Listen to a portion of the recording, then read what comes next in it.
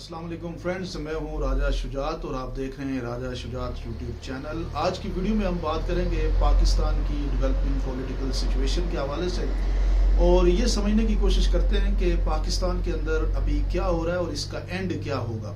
اگر آپ غور سے دیکھیں تو اگر ہم دو جماعتوں کی بات کریں جس میں پاکستان تحریک انصاف ہے اور دوسری طرف پہ پی ڈی ایم ہے۔ پی ڈی ایم اب ایک جماعت ہی ہے کیونکہ وہ ساری جماعتیں مل کے ہی ایک جماعت بنی ہوئی ہے جس کو پاکستان ڈیموکریٹک الائنس کہتے ہیں۔ وہ اکیلی ان کی اب حیثیت ایسی کوئی نہیں ہے کیونکہ جتنی ان جماعتوں کو اگر آپ دیکھیں چھوٹی چھوٹی جماعتیں اور ان کی حیثیت تبھی بنتی ہے کہ جب اکٹھی ہوتی ہیں۔ تو پی ڈی ایم والوں کی جو سوچ ہے اس کو بھی ہم نے دیکھنا ہے، پھر پی ٹی آئی کی جو بات چیت ہے اس کو بھی سمجھتے ہیں اور پھر آئین کو سمجھتے ہیں کہ آئین کیا ہے۔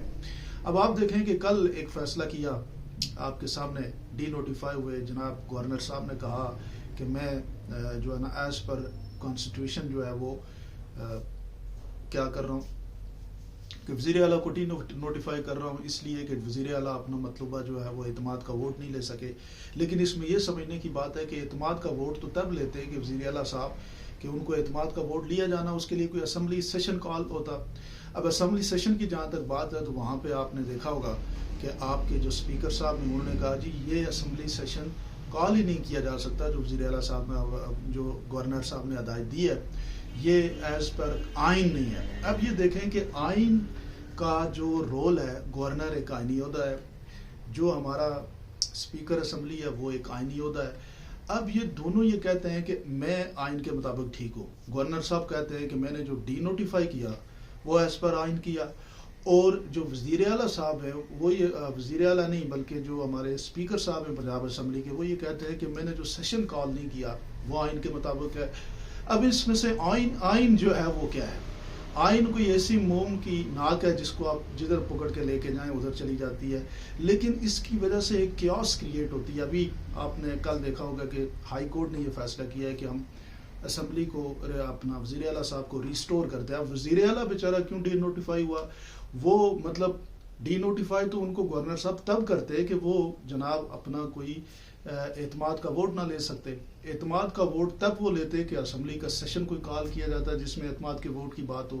اور اب جو ہمارے اسپیکر صاحب کا موقف ہے کہ وہ یہ کہتے ہیں کہ میں اعتماد کا ووٹ، ایک اسمبلی سیشن ہمارا آلریڈی چل رہا ہے اس کے درمیان وزیر اعلیٰ صاحب جو ہے اپنا گورنر صاحب جو ہے وہ نیا سیشن کال کرنے کی بات کر رہے ہیں جو ایز پر رول نہیں ہو سکتا۔ اب اس کی جو تشریح ہوگی وہ سپریم کورٹ، ہائی کورٹ، جو بھی ہماری عدالتیں وہ کریں گی، لیکن یہ سمجھنا ہے کہ یہ آخر کیوں ہو رہا ہے۔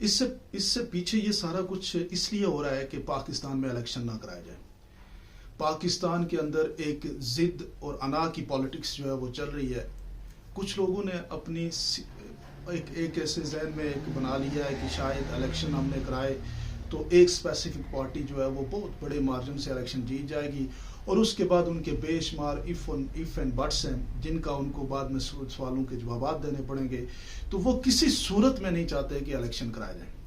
لیکن الیکشن اگر آپ نہیں کرائیں گے تو پاکستان کی پچھلے جو 6-8 مہینوں سے پاکستان کی جو صورت حال ہے ایز اے کنٹری، پاکستان کی جو بات کر رہے ہیں ہم کہ پاکستان کا ڈاؤن فال لگا ہوا ہے۔ یہاں پہ انفلیشن ہائی ریٹ پہ ہے، بزنسز کچھ نہیں ہے، لوگوں کے لیے کوئی جسے آپ یوں کہہ سکتے ہیں کاروبار کے مواقع نہیں ہے، طالب علم جو ہیں وہ آلریڈی پریشان ہے، ہر طبقہ جو ہے وہ اس وقت سفر کر رہا ہے۔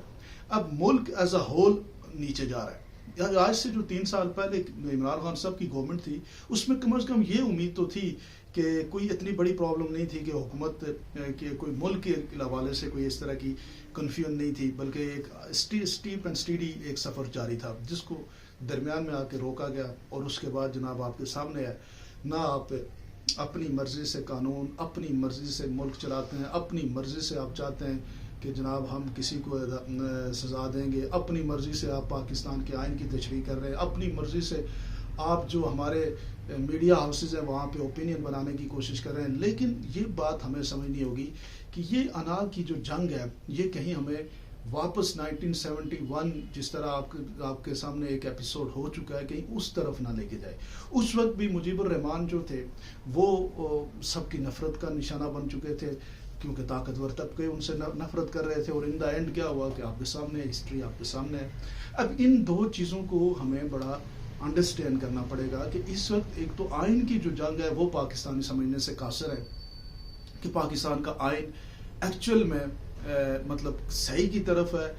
جو دو اوپینین میں سے ہر ایک وقت میں دو اوپینین ٹھیک کیسے ہو سکتے ہیں؟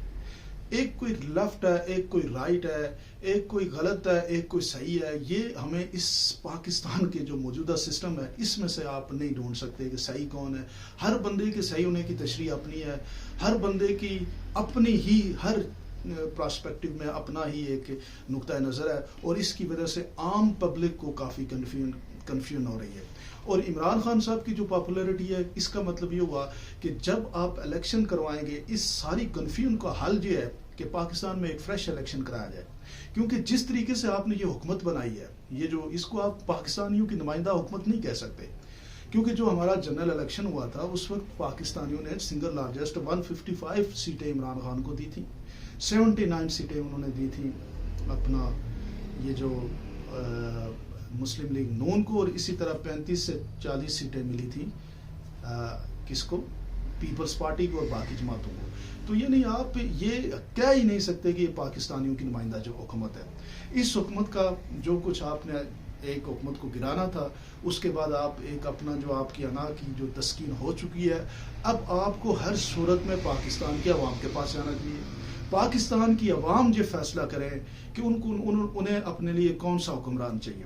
ان کو اپنے ملک کو چلانے کے لیے یہ جو فیصلہ آپ جو کرنا چاہ رہے ہیں، یہ آپ پاکستان کی 20-22 کروڑ عوام سے لیں. اور 20-22 کروڑ عوام سے فیصلہ تبھی لیا جا سکتا ہے کہ آپ الیکشن کروائیں. ملک میں ایک سٹیبلٹی آئے گی.